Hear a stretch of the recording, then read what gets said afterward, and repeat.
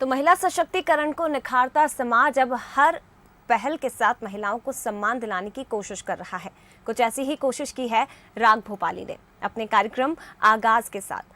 राजधानी भोपाल में महिला कार रैली का आयोजन किया गया और स्किल ड्राइविंग पर फोकस कर महिलाओं के लिए एक मंच तैयार किया गया है।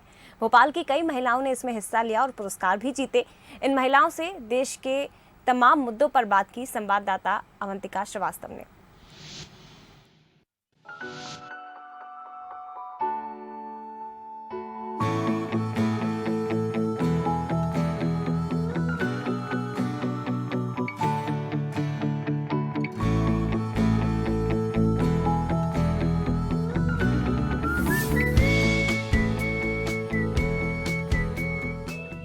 जीवन हूँ जननी भी मैं, जज्बातों पर जोर नहीं।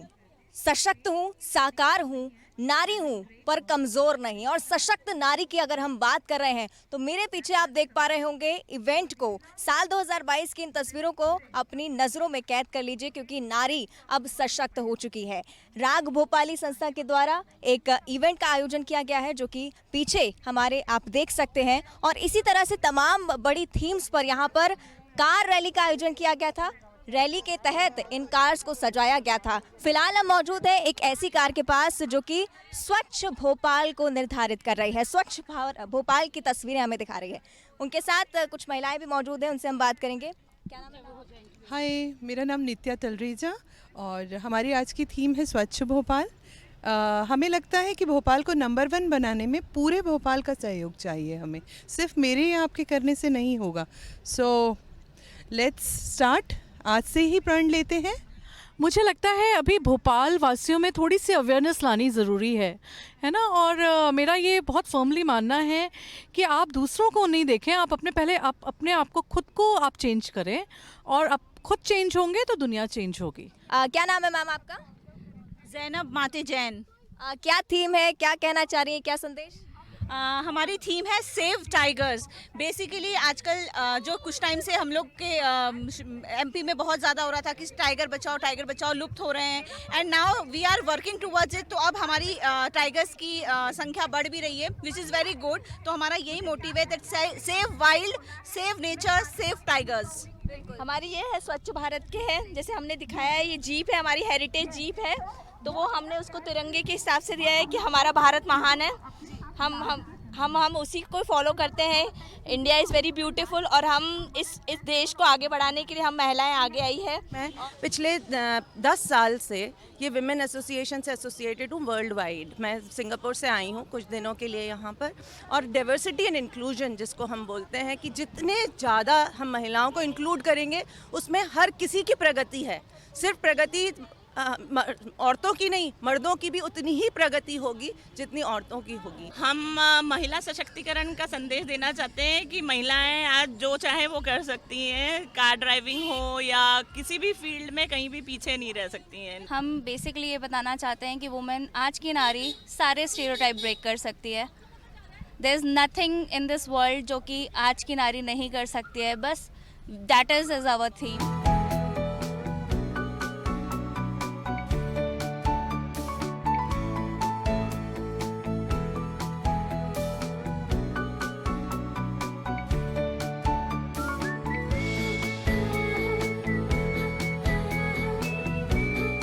इंटरनेशनल विमेंस डे यहाँ पर सेलिब्रेट किया जा रहा है, और राग भोपाली की तरफ से अगर ये आयोजन है तो राग भोपाली क्या है ये भी आपको बता देते हैं। साल 2022 की तस्वीरें देख लीजिए। ये नारियाँ, ये महिलाएं हमारे साथ मौजूद हैं, एक एक करके बात करेंगे और हर एक इशू पे इनकी राय जानेंगे। सबसे पहले राग भोपाली के बारे में जानना चाहेंगे, क्या है?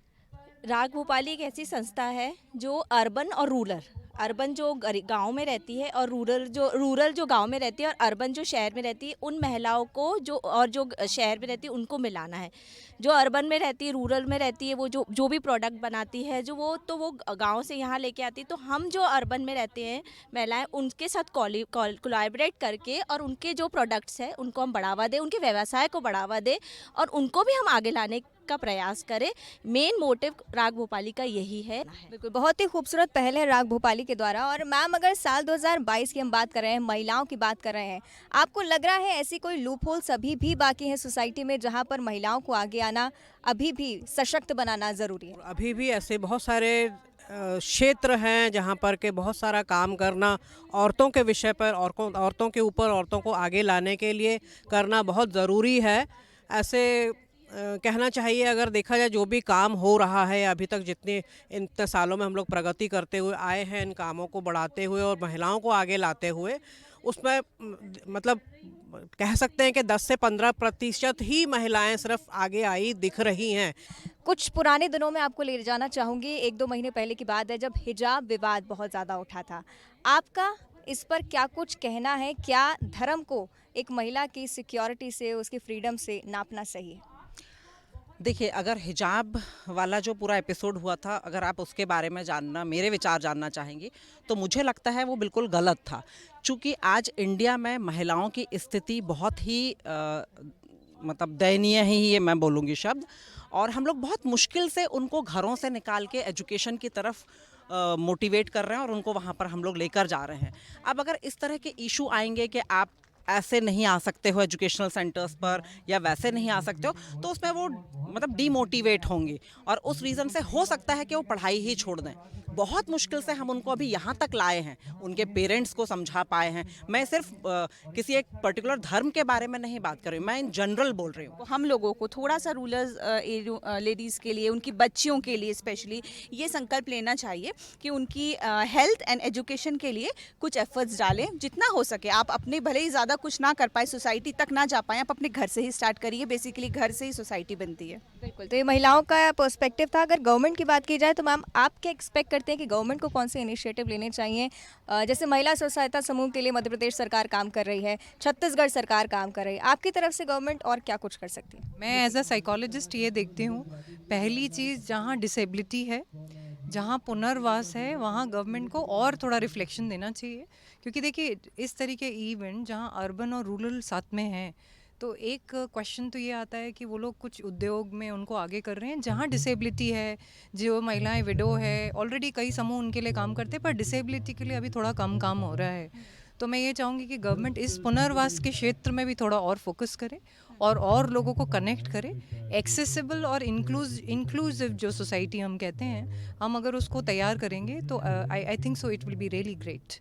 Thank you so much. और ये खूबसूरत बातें तमाम महिलाओं की तरफ से कही गई हैं। इंटरनेशनल विमेंस डे का अवसर है और जिस तरह से कहा जाता है शक्ति, कीर्ति, प्रगति, ये सभी अगर नारियां हैं तो फिर महिलाओं को किस बात का डर है। कैमरामैन कन्हैया के साथ मैं अवंतिका श्रीवास्तव, पंसल न्यूज़ भोपाल।